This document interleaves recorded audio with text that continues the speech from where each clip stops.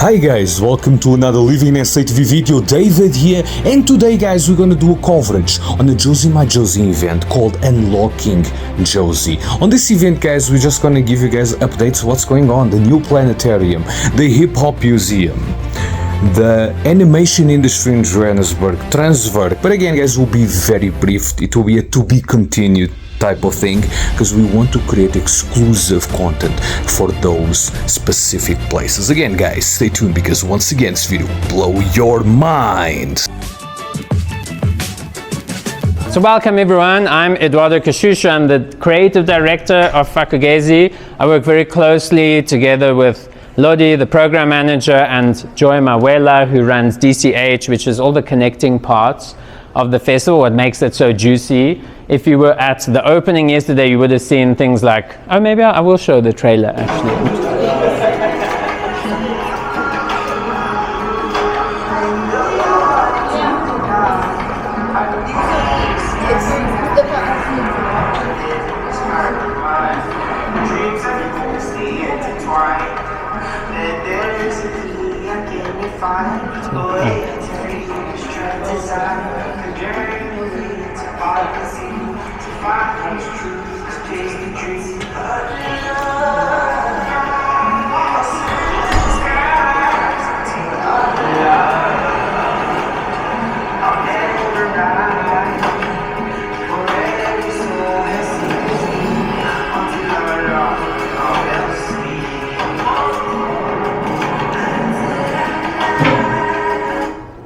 Okay.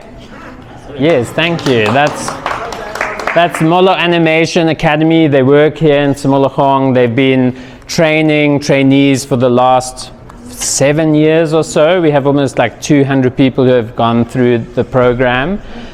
They've made that, it's taken like 2 months to make that. So speaking with someone about, animation is expensive. It's very detailed, it takes a lot of time.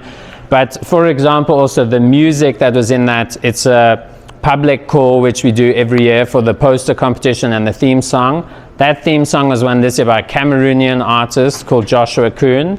A really important thing about Fakazi and why it was initially made is that there was a framing around the fact that there was a real problem around digital innovation and creativity on the continent, that it was always seen as an alien or outside thing. You know, it's a Silicon Valley export into the world of like innovation and digital. You might need to beep in your live thing, but that's a load of bullshit. Like innovation has come and has emerged from Africa. All of civilization has emerged from Africa. So it's intrinsic with culture and storytelling. And I think this is also why there's such an extreme demand for African storytelling, because it's so intrinsic to our cultural reality and why we're so bloody good at it.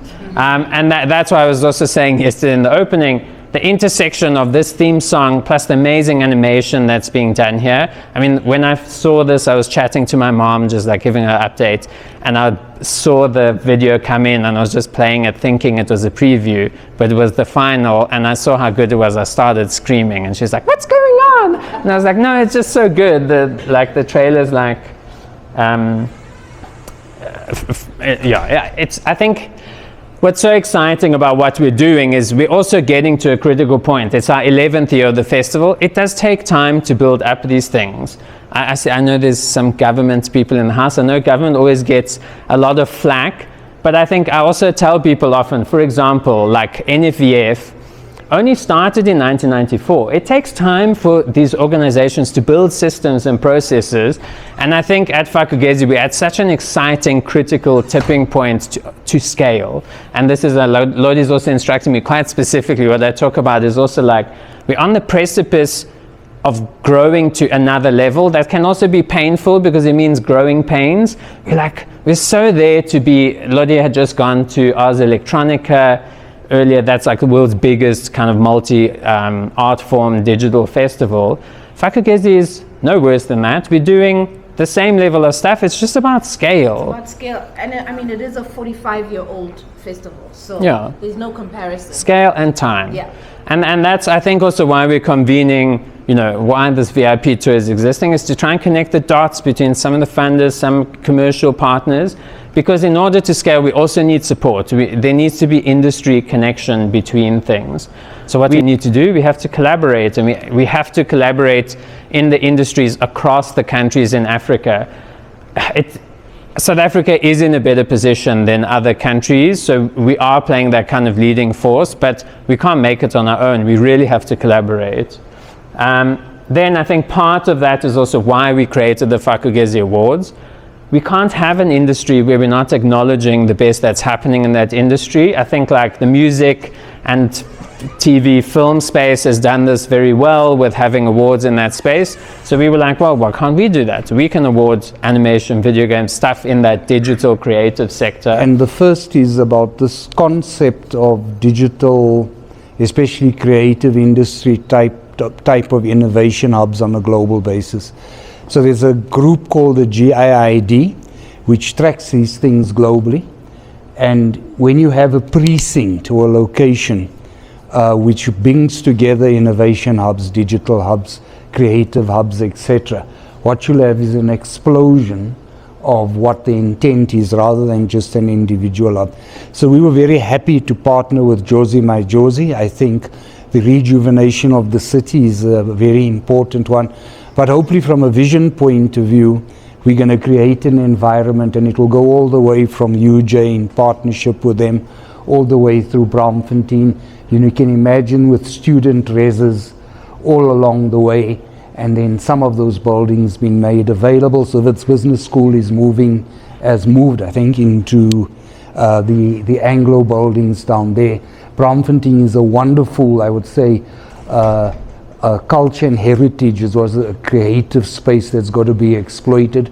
So this partnership is very important, not just for us, but I think in partnerships with the Departments of Science, Arts and Culture, in order to make Joburg a place that gets renowned globally for being a place of innovation, creativity, arts and culture. And what you'll see this afternoon captures already some of the key locations that will get us on our journey. So welcome, and I hope you enjoy it. So we run kind of traditional heritage tours. We've got some coming up going around Sapphire Town. So if you're interested in that, let me know, we'll put you in. And we're very involved also in the public environment in different ways. A lot of our tours recently have involved public art, which is a big feature around here. If you didn't notice the Jutta Street trees, have a good look. And as well as being physical markers, we have actually of late taken those into the digital space. So there is an online public art catalog for Joburg, which you can access. Over 70 prominent artworks are shown there in beautiful pictures and lots of kind of informative text, and it's searchable and so on. So this is also helping us slip into that digital space, and maybe just helping us to up our game and connect with people who've really been trailblazers. So I'm not sure if everybody knows about Josie Ma Josie. It's a movement, basically. We call it a movement. It's a non-profit organization. It's been running, it actually was sort of officially launched on Mandela Day last year.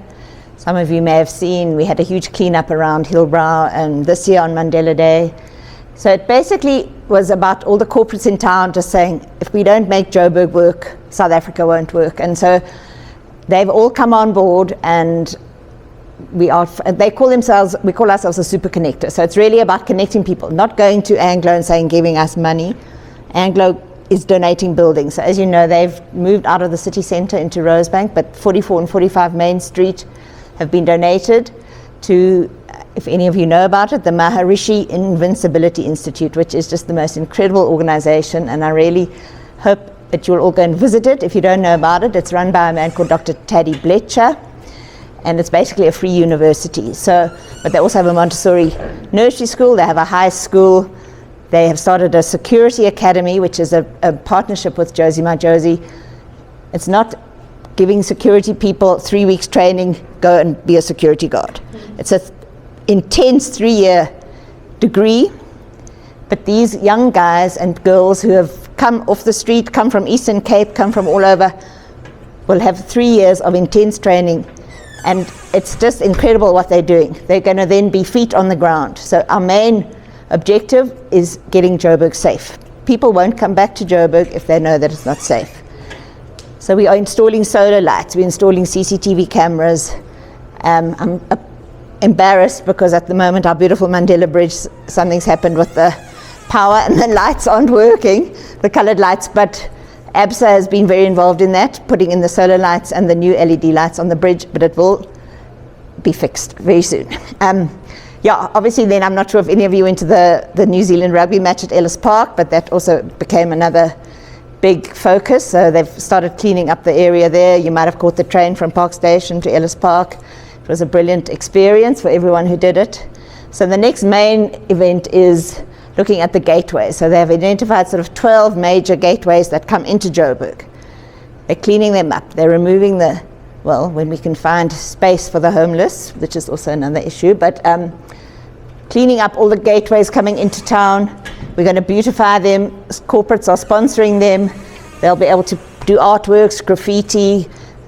Parks are going to be put up, plants. So it's really a way of saying, coming into the city, you already get a feeling of, this is a great place to be. And I think for all of us, I grew up in town. There wasn't Sandton or Rosebank or anything. Shows how old I am. But we really want people to come back and experience the city. And I think the arts and culture and the creative side is one of the main factors. Obviously with education, and as you, Mark, referred to, so Taddy has this big dream of creating this education town. So it'll go from there into Braam, Wits and UJ. So looking at putting students into 44 and 45 Main Street, and it's just going to be this huge hub of excitement and young people and creativity and learning, and so that's really one of our big visions. All right, brother, what are we going to do now? We are at Fagi Festival. So as you know, it's an invitation that we got. I'm happy now they understand that we are VIPs in Johannesburg. So there's a special tour of the city. Yeah. We're going to be going to the bus now. We're hoping to show our audience some of the conversations that we'll be having in the bus. So we are touring various sites of significance. I've seen that there's Cornhill in that. I've seen that there's Museum Africa and the hip hop museum, the only hip hop museum in the world. It is here in Newtown. So we're going to be engaging with key people in those spaces. Yeah. Okay, guys. So this is the bus we're gonna take now in order to go to all these places. So yeah, let's do this. Okay, brother, we in the bus. Yes, we are We're in the bus. Yeah, no, that's the one. Okay, we are on the way. Look at this. Look at this. Mark, it's digitized. Is the work being done here? We have a first world planetarium right now here at Wits. This is very exciting news. We're not going to show you inside because we're not allowed, so we're going to respect the rules, guys. But it's amazing. The dome was completely digitized. This is going to be an 8K. You guys are going to travel the universe. You can even go to the surface of Mars like this. This is mind-blowing. Okay, hi, I'm Dr. Momitaj, and I've been appointed very recently. I've joined in July this year. So if you want to know more about the history, this is the guy. Dating back to about 1958, when Johannesburg decided that they would like for their 70th birthday a planetarium. Right, now they thought it was an easy, quick thing, all right, that they could do within 1 year, and it turned out that's not what you can do. All right, so what happened is the festival committee at that time got together, decided they would like a planetarium. Zeiss couldn't manufacture a new planetarium projector within 1 year, right? And they started to search in Europe for a new projector. And eventually Hamburg Planetarium decided that we could have their projector in exchange for a new projector from Zeiss. Right, so the old planetarium projector that was in here has been working in Hamburg Planetarium since 1930.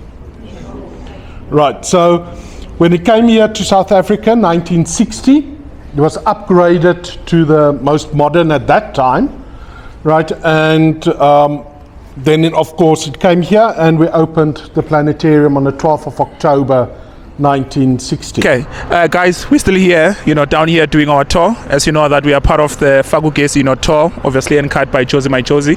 It's quite interesting, obviously, being packed in the bus with interesting people. We end up actually finding out such an amazing story, and we felt that we need to share it with you. I've got a lovely gentleman here who knows the history. I mean, there's an amazing history that he will tell you about, this building, and I'm sure you'll be interested, to know more about it. What's your name, my brother? Hi, I'm Dimitri Martinez, and it was wonderful to meet with you. Also a surprise, but the biggest surprise, as I was explaining to you about these buildings that we're going to be maybe visiting. Yes. The Transworker building used to be called the Queen Vic or the Queen Victoria Maternity Hospital. Is it? And you were?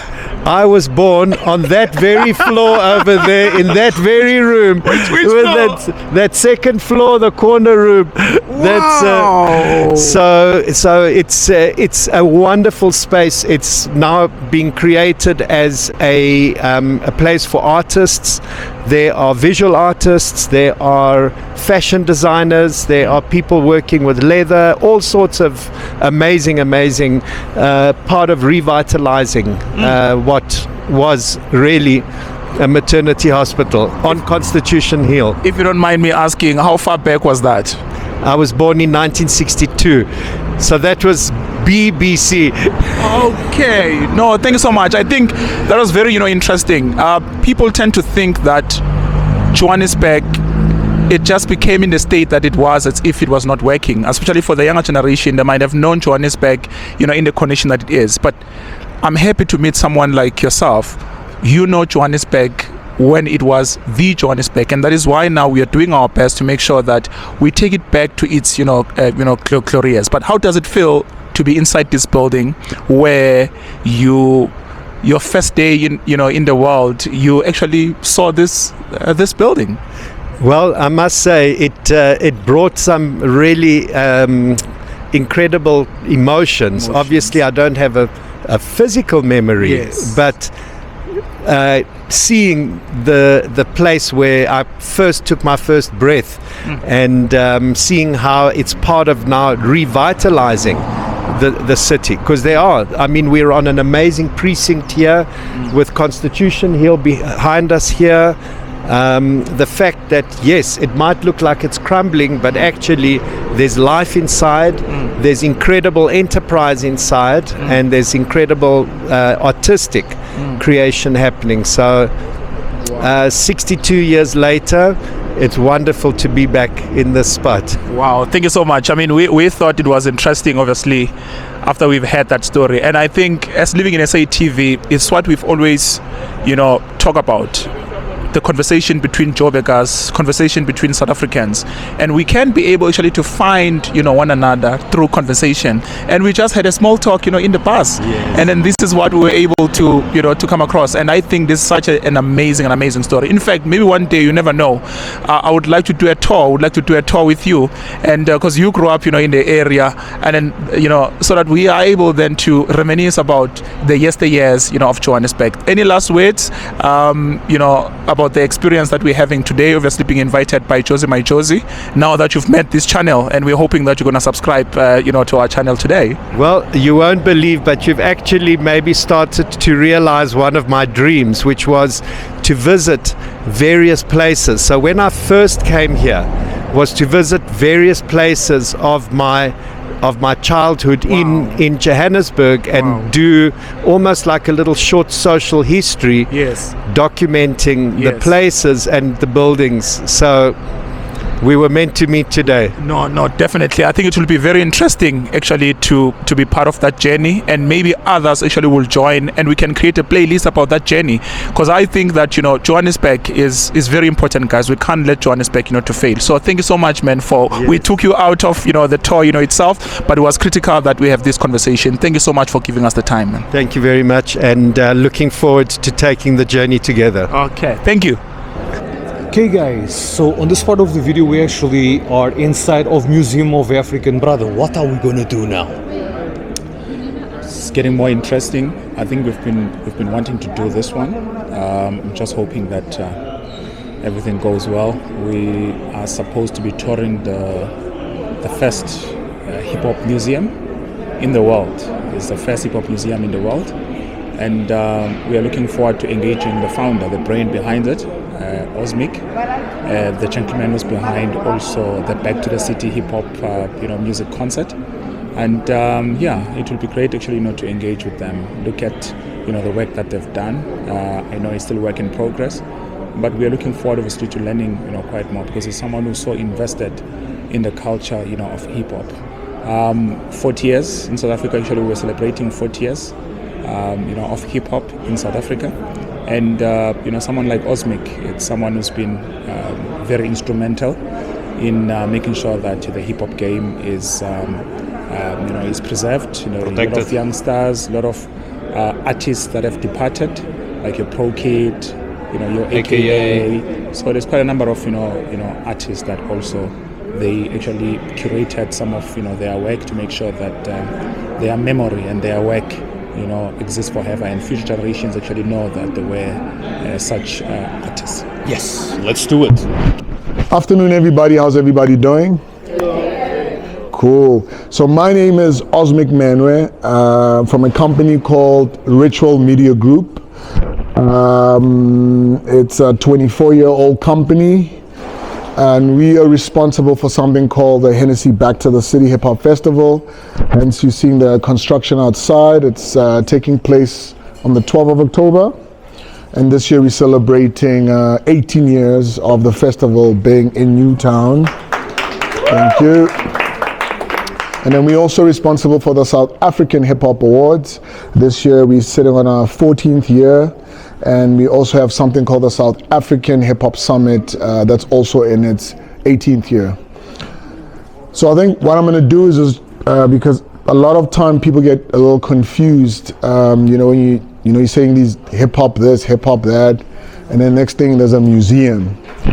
So my journey in a nutshell, where it starts, when I was 19 years of age, just under the bridge here, there was a red, it's still there, the building is still there.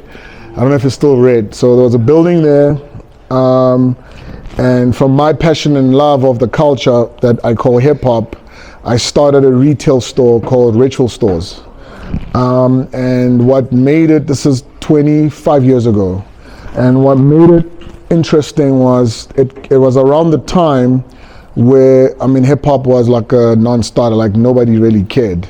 And it was just a bunch of kids with pants, it was the troublemakers. And it seemed like none of us had direction. But what I foresaw was like-minded people who shared strange ideas half the time. And I thought to myself, it would be so cool if there was a space where people can get to hear double HPCD, a squatter camp, a Pro Kid, or where they can buy cool sneakers, like the Adidas sneaker that you can't find, that comes out with a certificate, all these weird things where there's a gallery and there's a recording studio. And that's how the store was born. And fast forward, the store became super cool and became super popular. And with the little bit of that money that I was able to make from the store, when I turned 20, around there when I was 20, an idea came that said, now that all these people here There's little people coming into the store, buying this music. We're getting a lot of love from TV, media. We're getting super popular. It would be so cool if people would come and actually hear these guys on the shelf, because we've got all these amazing artists, for people to consume all this clothing that's here, to buy all this art that is here. Imagine if we closed the road outside, and at the time where Saibono was, I think there was Transnet offices were there, and there was a Transnet bus that had sound. And I went and I hustled the bus because it was just sitting there. And I said, no man, we just, when I do like a poetry, because poetry was safe. Because we couldn't say we want to use your Transnet truck and start saying strange things. So we got the truck, started speaking to these guys that are on the shelf, started speaking to the guys with the clothing. Those became the clothing stalls. And then the artists that were doing murals, and it was like, let's be a little bit more ambitious. Imagine if these artists were to also spray paint the M1 bridge. Wouldn't that be cool? And that took like a long time to convince the authorities why we want to spray paint the busiest road in the country. And obviously there was a story around, there was a long cultural story. The date was chosen, which was the 27th of April, because I've always felt that that specific day is a super important day in our country, because the word freedom of expression is when I think the proper spark started happening. And what better day to celebrate that and to speak about that on that specific day. And that is how Back to the City was born. So yeah, thank you. So yeah, it didn't seem fun when it started. It's still not fun even now, but it was, because once again it was a very new thing. It was, there was a lot of resistance. It was, but I think 2 years later, 3 years later, finally the city of Joburg came in, but they were not coming in because of hip hop, right? Because the first one we ended up with a turnout of about 3,500 people. It was free. The second year it went up to like 4,000 people. And the third year the city was like, okay, there's something strange down there. We do not know what they're doing there, but let's just help them with fencing, paint, security before things get out of line. Let's just help. We're not sure what they're doing. But fast forward, when the festival started growing more and more in leaps and bounds, I think then the corporate started jumping in. I mean, Red Bull was one of our first to jump in. Sprite was, I think we've been with Sprite for like 16 years, or we've been with Coca-Cola for 16 years, because the interest started happening until I think every... Okay guys, that was Museum of Africa, where the first hip-hop museum in Africa, probably in the world, is. Promise you guys we're gonna do it properly, because today was just too many people. That's why we put to be continue at this part of the video, guys. The beautiful Newtown. Osmic is also going to drop a concert right here. So look how the digital hub looks during the night. Really cool, eh?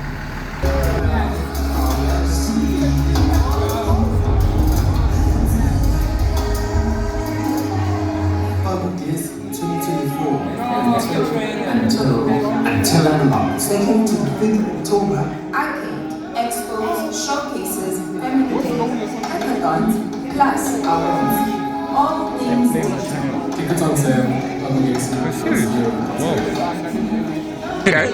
Okay guys, so this is the end of the video. Brother, tell us what we did today, man. This was amazing. Where do I start? I think it's been a great day.